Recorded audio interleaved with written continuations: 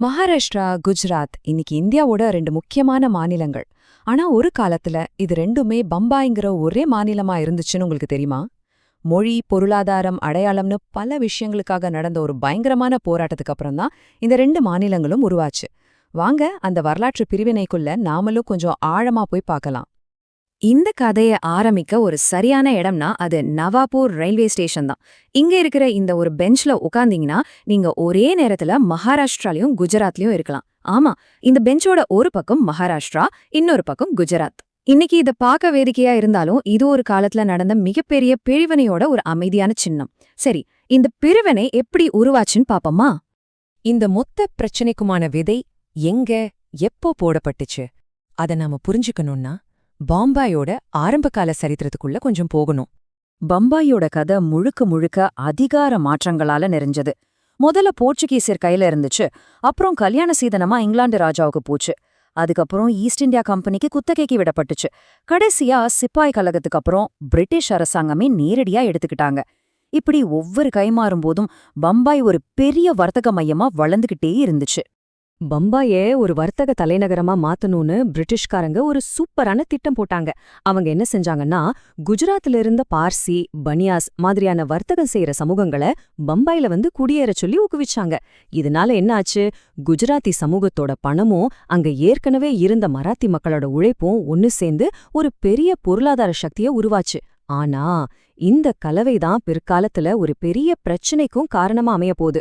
இந்தியாவுக்கு சுதந்திரம் கிடைச்சதும் நாடு முழுக்க மொழிவாரி மாநிலம் வேணுங்கிற கோரிக்கை பயங்கரமா எழுந்துச்சு. இந்த கோரிக்கை பம்பாயில அமைதியா இருந்த மராத்தி, குஜராத்தி சமூகங்களுக்கு நடுவுல பொஜஞ்சுக்கிட்டு இருந்த நெருப்ப ஒரு மாதிரி ஊதி பெருசாக்கி விட்டுடுச்சு. இப்போ சண்டை ரெண்டு விஷயத்த மையமா வச்சுதான் நடந்துச்சு. ஒரு பக்கம் மராத்தி மக்களுக்காக உருவான சம்யுக்த மகாராஷ்டிரா பரிஷத் இயக்கம், பம்பாய் எங்க நிலத்துல இருக்கு, இங்க அதிகமா இருக்கிறது நாங்க தான், அதனால அது எங்களுக்கே சொந்தம்னு சொன்னாங்க. இன்னொரு பக்கம் குஜராத்தி தலைவர்களும் பணக்காரங்களும், ஹலோ, இந்த நகரத்தோட வளர்ச்சிக்கே நாங்க போட்ட மூலதனம் தான் காரணம், அதனால இது தனியா இருக்கணும்னு வாதிட்டாங்க. இது வெறும் இடத்துக்கான சண்டை மாதிரி தெரிஞ்சாலும் உண்மையிலே இது உணர்வுக்கும் பணத்துக்கும் நடுவுல நடந்த ஒரு பெரிய போர். இந்த டென்ஷன் அதிகமாக சென்ட்ரல் கவர்மெண்ட் ஒரு தீர்வை கண்டுபிடிக்கணும்னு சொல்லி பல கமிட்டிகளை அமைச்சாங்க. ஆனா பாருங்க, ஒவ்வொரு முயற்சியும் கடைசியில தோல்வியில தான் முடிஞ்சது. தீர்வுக்காக 3 பெரிய முயற்சிகள் நடந்துச்சு, ஆனா 3மே சொதப்பல் தான். முதல்ல தார் கமிஷன் மொழி வாரியா பிரிக்கவே முடியாதுன்னு சொல்லிட்டாங்க. அடுத்து வந்த மாநில மறுசீரமைப்பு கமிட்டி 2 மொழி பேசுறவங்களையும் சேர்த்து ஒரு பெரிய பாம்பே மாநிலமா இருக்கட்டும்னு சொன்னாங்க. அது யாருக்குமே பிடிக்கல. கடைசியா வந்த காங்கிரஸ் திட்டம் தான் எரியற நெருப்புல எண்ணெய ஊத்துன மாதிரி ஆகிடுச்சு. அவங்க என்ன சொன்னாங்கன்னா, மகாராஷ்டிரா தனியா, குஜராத் தனியா, பொம்பை மட்டும் சென்ட்ரல் கவர்மெண்ட் கண்ட்ரோல்ல தனியா இருக்கட்டும்னு சொன்னாங்க. அவ்வளவுதான், பெரிய கலவரமே வெடிச்சிருச்சு. பேச்சுவார்த்தை, கமிட்டின்னு எதுவுமே வேலைக்கு ஆகாததால போராட்டம் இப்ப தெருக்களுக்கு வந்துருச்சு. பம்பாய தனியா பிரிக்க போறோம்னு காங்கிரஸ் சொன்ன அந்த ஒரு வார்த்தை ஒரு பெரிய அரசியல் சமூக நெருக்கடிய உண்டாக்கிடுச்சு. இந்த நெருக்கடி சாதாரணமா இல்லங்க, டெல்லியையே ஆட்டி பாத்துச்சு. அப்போதே நிதியமைச்சரா இருந்த சி.டி. தேஷ்முக் பிரதமர் நேரு மேலேயே நேரடியா ஒரு குற்றச்சாட்டை வச்சாரு. நேரு பம்பாய் பணக்காரங்க சொல்றத கேட்டு அவங்க அழுத்தத்துக்கு அடிபணிஞ்சுதாருன்னு பகிரங்கமா சொல்லிட்டு தன்னோட பதவியையே ராஜினாமா செஞ்சாரு. இது நாடு முழுக்க பெரிய அதிர்வலைகளை ஏற்படுத்துச்சு. தேஷ்முகோட ராஜினாமாவுக்கு அப்புறம் பம்பாய் நகரமே பற்றி எரிய ஆரம்பிச்சது. வன்முறை, கலவரம், போலீஸ் துப்பாக்கிச் சூடுன்னு நிலைமை ரொம்பவே மோசமா போயிடுச்சு. மராத்தி மக்களுக்கும் குஜராத்தி மக்களுக்கும் நடுவுல இருந்த விரிசல் இன்னும் அதிகமாச்சு. இதுக்கு மேல எதுவும் செய்ய முடியாதுன்னு உணர்ந்த மத்திய அரசு இந்த பிரிவினை பேச்ச தற்காலிகமா நிறுத்தி வச்சாங்க. ஆனா இந்த அமைதி ரொம்ப நாளைக்கு நீடிக்கல. அரசியல் சூழ்நிலைகளும் தொடர்ந்து நடந்த மக்கள் போராட்டங்களும் 2 தரப்பையுமே ஒரு இறுதி பேச்சுவார்த்தைக்கு கட்டாயப்படுத்தி தள்ளுச்சு.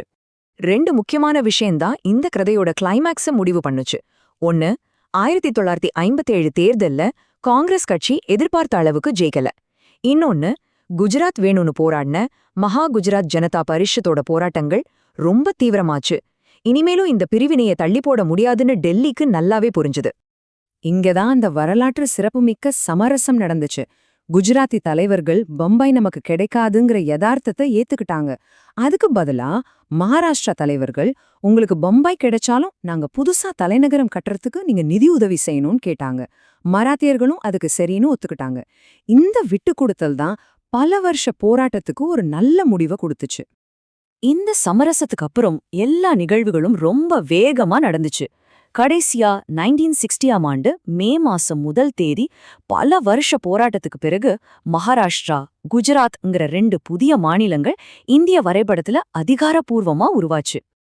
இந்த வரலாற்று சிறப்புமிக்க நாள நினைவு கூர்ற விதமா மகாராஷ்டிரா, குஜராத் 2 மாநிலங்களுமே ஒவ்வொரு வருஷமும் மே 1ஆம் தேதிய தங்களோட மாநிலம் உருவான நாளா கொண்டாடுறாங்க.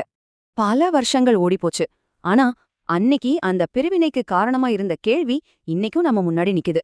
அதாவது, இன்றைய மும்பை நகரம் அப்போ சொன்ன மாதிரி குஜராத்தி மூலதனமும் மராத்தி உழைப்பும் கலந்த ஒரு கலவையாதான் இன்னமும் இருக்கா?